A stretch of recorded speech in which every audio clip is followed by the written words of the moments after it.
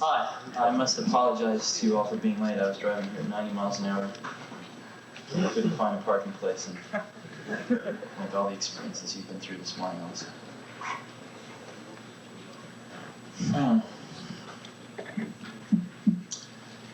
Had a photographer from Scientific American that wanted to take some pictures in the last few days.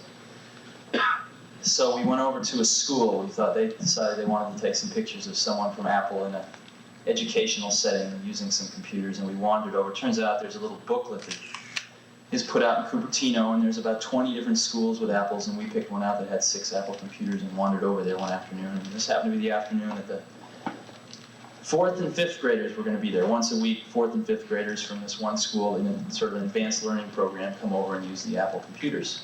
And I had the most delightful conversation with some 4 and 5-year-olds. They probably know as much about the computer as I do, maybe more. And they're totally fluent in it, and they're very much at home in it, and they beat me in most of the games in it. And it was really quite an experience, because we always talk about all these things happening sort of at the intellectual, verbal level, but actually got a chance to see 20 students interacting with these computers on a one-on-one basis. And I couldn't help remembering my own school days when none of these things existed and we just get into trouble all the time. 11:30 at night, last night, a friend of mine, Bob Medcalf, calls me up, and he's got 3 German friends visiting from Germany, and they want to buy 20 to 30 Apples a month for some god-awful, who knows what reason.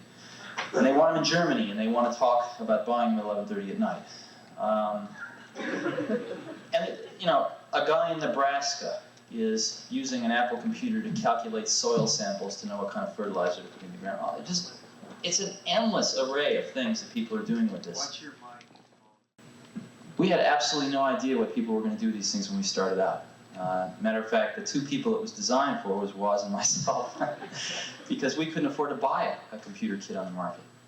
So we liberated some parts from Hewlett-Packard and Atari, and worked on the design for about 6 months and decided that we would build our own computer.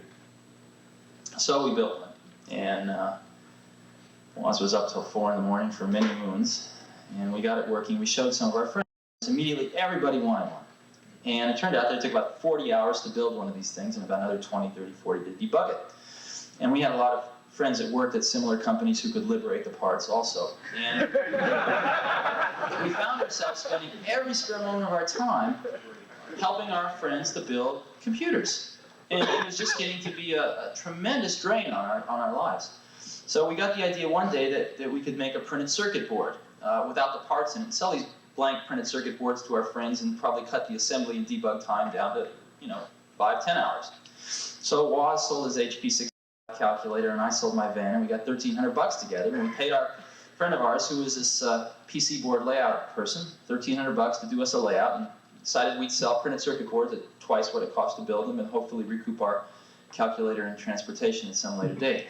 So that's what we did, and I was out trying to peddle PC boards one day and walked into a bite shop, the first bite shop in Mountain View. And Paul Terrell, the then owner of the bite shop, said he would like to take 50 of these computers.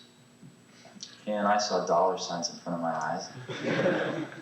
But he had one catch, which was that he wanted them fully assembled and tested, ready to go, which is a new twist. So we spent the next 5 days on the phone to distributors and convinced the electronics parts distributors around here to give us about $10,000 worth of parts on thin air, just on enthusiasm. So we got the parts and we built 100 computers and we sold 50 of them for cash, and in 29 days paid off the distributors. And that's how we got started. So we had 50 computers left over. Well, that meant we had to sell them. So then we started worrying about marketing, worrying about distribution, got on the phone to the other computer stores around the country. And gradually the whole thing began to build momentum. And at that point in time, we had some feeling that we were onto something. But the feeling is so different than the experience of actually seeing it happen right now. It's entirely different. And sometimes a lot of people ask, well, did you know it was going to mushroom into this phenomenon? And you can say, yeah, we planned it out. We had lead on a piece of paper. But it's different than the experience of seeing 500 people working at Apple Computer. It's very different than the experience of seeing a 5-year-old kid who really understands what the tool that he's got in front of him. And the best analogy I've ever heard is Scientific American, I think it was, did a study in the early 70s on the efficiency of locomotion. And what they did was for all different species of things on the planet, birds and cats and dogs and fish and man and goats and stuff, they measured how much energy does it take for a goat to get from here to there, right? Kilocalories per kilometer or something, I don't know what they measured it. And they ranked them, they published a list, and the condor won. The condor took the least amount of energy to get from here to there. And man didn't do so well, came in with a rather unimpressive showing about a third of the way down the list. But fortunately, someone at Scientific American was insightful enough to test man with a bicycle. And man with a bicycle won, twice as good as the condor, all the way off the list. And what it showed was that man as a tool maker has the ability to make a tool to amplify an inherent ability that he has. And that's exactly what we're doing here. It's exactly what we're doing here. We're not making bicycles to be ridden between Palo Alto and San Francisco. Okay, we're making bicycles. And yes, certain bicycles have certain generic attributes, like in general 10 speeds are better to ride in mountains than 1 speeds and other things like that. But in general, what we're doing is we're building tools that amplify a human ability. Just like you could say that the Industrial Revolution was basically an amplification of a human ability, sweat, right? We amplified sweat, fractional horsepower motors, et cetera, et cetera. What we're working towards now is the ability to amplify another human ability. And we're just starting to get glimmerings of where it's going to go. As an example, how many of you use VisiCalc? Quite a few of you. At Apple, every secretary now has an Apple on his or her desk. And they're doing all their word processing on them. You got to give them credit for that, given the software that's out. And they're doing a tremendous amount of financial modeling on the thing. As an example, I have to keep a budget for about 40, 50 people. And by the 10th of every month, my secretary's got all the information from accounting, put it into the VisiCalc model, and given me the actuals versus forecast and all the variances and et cetera, et cetera. And we're asking what-if questions on a daily basis. I can say, her name's Pat, I can say, Pat, what happens if I hire 5 more people this month? You know, what's that going to do to the budget? An hour later, I know. It's incredible. And what's even more incredible is when you go talk to these 5th graders, because they're growing up with this thing. You know, it's new for myself. I didn't know anything about this stuff 15 years ago, 10 years ago. But these kids are growing up with it. I've seen some of the kids of people that work at Apple, I've seen go from being 1, 2 years old, where they push the return key. You know, they sit on their father's lap and mother's lap, and what their part is to push the return key, to actually know how to program in the last 4 years. It's remarkable. So, one of the things that Apple is going to try to do over the next 3 or 4 years is to further that goal. And the key area we're focusing on is the following.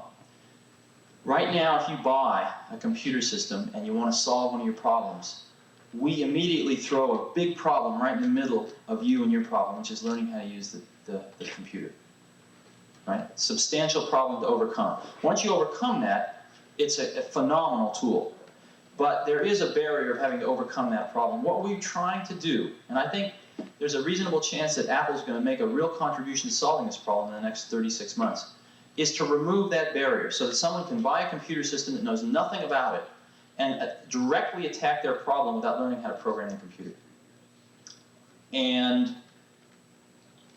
the reason I think that Apple's got a chance of solving that problem versus a lot of other computer companies that we all know of that are much, much larger than we are now, although we're catching up, is that our whole company, our whole philosophical base is founded on one principle. And that one principle is that there's something very special and very historically different that takes place when you have one computer and one person. Very different than if you have 10 people on one computer. And let's look at some of the things that our industry has, or our segment of the computer industry has contributed to the computer industry because of that underlying philosophical concept. In general, we were in retail distribution channels 3-4 years before the rest of the computer industry is now waking up to that fact. Why? Because to serve that one-on-one relationship, it was necessary to distribute the products that way. It was necessary to have products priced so that a person one-on-one could afford the computer system, and therefore it was necessary to distribute them through a relatively lower cost distribution channel rather than a direct sales force. Interactive software, interactive video, a computer system that can be sold for a few $1,000s that can actually do some animation, that actually has the video that's so tightly coupled to the rest of the computer that you can do real-time. We've got a DEC 1170 at Apple where the terminals communicate with the 1170 at 9600 bits per second. That can't do anything like VisiCalc can. Okay? This is a $300,000 computer system. And yet my secretary keeps the budgets on an Apple. It's far superior. So, and again, that comes from that one-on-one interaction. And that perspective is what gives us the feeling that we have an opportunity to really contribute to solving that problem. And that's where Apple's going. Now, we're very fortunate because the timing seems to be falling into place. In other words, as we move into the 80s, the amount of computational power, the amount of raw horsepower we can get into a small box for a reasonable price is staggering. Even in the last 3 years, since 4 years since we started, it's increased a few orders of magnitude. And one of the things that people always ask me is, what we've got right now is just fine. VisiCalc runs fast enough. Some of the database stuff runs fast enough. What are we going to do with this extra awesome power? And the answer to that is that we're going to put it into into solving that problem again. In other words, we're going to start chewing up power specifically to help that one-on-one interaction go smoother. And specifically not to actually do the number crunching and the database management and the word processing or whatever. We're actually going to start applying a lot of that power specifically to help us remove that barrier. And so, assuming that we don't get into World War III, and assuming that we're able to continue to recruit outstanding people, it looks like the timing's just right for that to occur. So hopefully, when we have our International Apple Corps meeting, the third, fourth one from now, we'll all be able to talk about how we've solved that problem, because I really think it's going to happen. And I really think it's going to come out of an industry that 4 years ago didn't exist, that 3 years ago everyone said was a flash in the frying pan, and but I think right now we're starting to wake up. So thank you very much.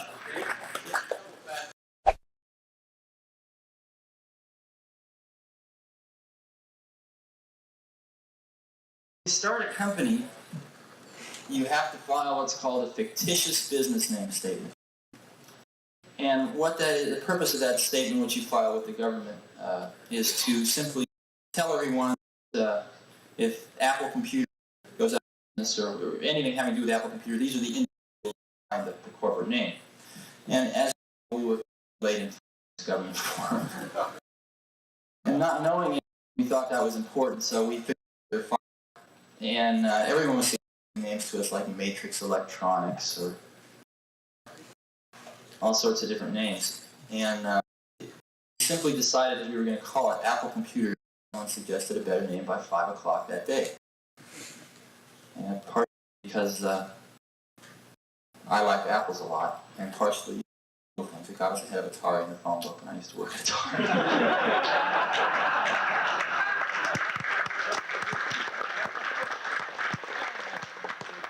But we re-examined it on a regular basis, and we found that the juxtaposition of something that seemed to epitomize what we were going after, which was the simplicity and yet very refined sophistication.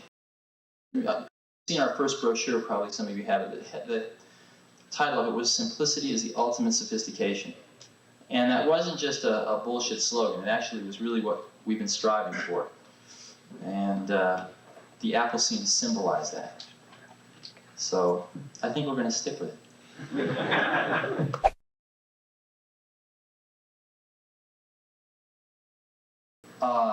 Well, you're asking me to talk about future products. And I don't want to do that. But hey, philosophically. Philosophically.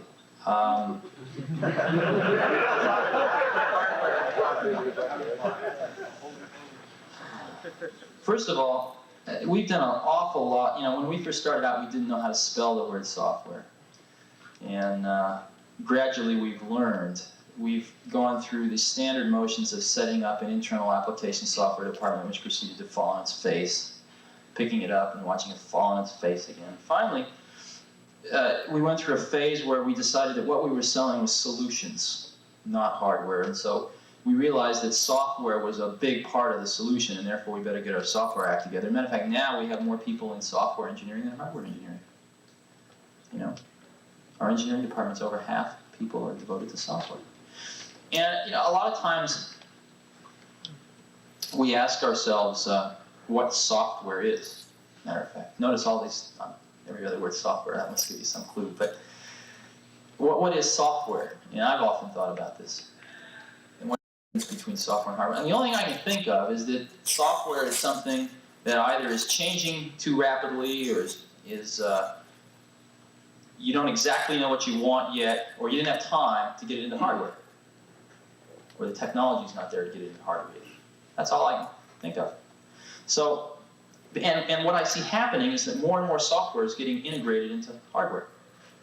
Yesterday's software is today's hardware. So, those two things are merging, I think. And the line between hardware and software is going to get finer and finer and finer and finer. And one of the ways that we're approaching the problem of how to remove the barrier is to try to look ahead a few years and make some predictions as to where the technology will be, both hardware and software technology, and how they're going to be merged together, and at the same time looking at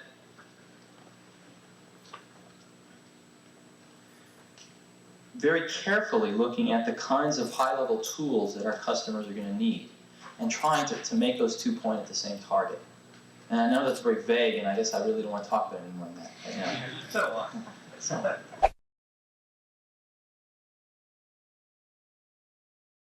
There's 3 or 4 different parts of that answer, and why don't I address each one? Because I think it's a really important question. For some crazy reason in the universe, 2 people from Los Altos and Cupertino, California, managed to want something that just so happened to be what about 1 million other people wanted. And it seemed to fit the need fairly well. So well, matter of fact, that in the last 2.5 years, nobody else has come close. So, I don't think Apple II is ever going to be obsolete. To answer it in another angle, the second angle, Apple is eventually going to have a broader line of products. Simply because, let's look at automobiles. Compare a Volkswagen Rabbit and a dump truck and a Mercedes-Benz, let's say. They all have transmissions, they all have engines, 4 wheels, seats. And they basically all perform the same basic function in transportation. What's the difference? There's a difference in emphasis. There's a difference in emphasis. And I think that that's what we're going to look at doing is potentially broadening the product line with computers with a different emphasis, slightly different emphasis than an Apple II. And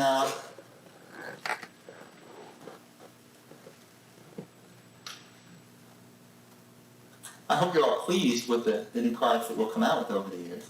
But I don't think that many of you are going to actually feel like giving up your Apple IIs. I don't see it happening. One other thing, I heard a comment up here as you were asking your question. Somebody said, like Apple I, right? And Apple I was an instance where we did obsolete our product. We absolutely did obsolete the product. And what we did was we decided that we were going to take care of the people who bought Apple I's and the people that contacted us and said, listen, I'd really like to have an Apple II, we worked out an arrangement that I think everyone was very happy with. So we did take care of those people. And I don't think we'll ever be in a situation like that again of obsoleting the product. About 500 people now, and Apple will do this year is probably somewhere between 150 and $200 million worth of sales. And if you actually divide the sales number by the people, you'll find that we probably have the highest sales dollars per employee that anybody's ever heard of. And the reason is because we've got the most incredible collection of people on the planet, at least the most incredible collection I've ever seen, and most of the other people have ever seen. And they're working very, very hard. And if you actually look at why they're there, why people have come to Apple, why people came originally, it certainly wasn't for the salary. A lot of people came to Apple and took 50% cuts in salary initially. We pay competitive salaries now, but we certainly don't attract people on the basis of salary. We attract people on the basis of an opportunity to work your butt off and get something done right and see it get out the door without getting all screwed up. And an opportunity to work with professionals that are as good as you are in other disciplines. So what we're going to judge ourselves by, the senior management of the company is going to judge itself by, is can we maintain this atmosphere of tremendous creativity, tremendous productivity, a company where it's just fine to fall on your face as long as you pick yourself up pretty fast. An environment where we give people enough rope to hang themselves by and hope that they don't. If we can maintain that for the next 10 years and beyond, we'll have been successful. And the rest of the stuff will take care of itself. The rest of the stuff will take care of itself.